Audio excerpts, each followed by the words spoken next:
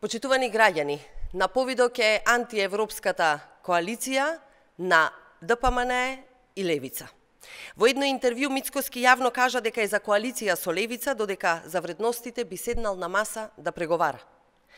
Во друго интервју, пак неговиот партнер Апасиев вели дека се подготвени за преговори со ДПМН и дека сите опции им се отворени.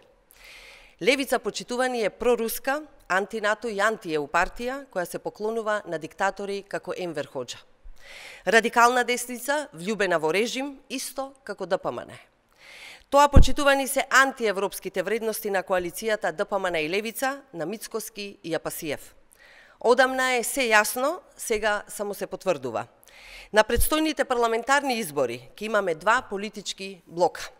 Првиот проевропски блок, предводен од СДСМ, кој се бори за европска иднина, повисоки плати и пензии, подобар животен стандард и европски вредности. И еден антиевропски блок од ДПМН и Левица, кој е за изолација и кој значи економско назадување, стагнација и оддалечување од Европската унија и демократскиот свет. Граѓаните не сакаат изолација, нови иселувања на младите и неизвестност. Граѓаните сакаат членство во Европска унија, сакаат повисоки плати, подобар животен стандард, сакаат младите својата иднина да ја градат во европска држава, дома, во својата татковина.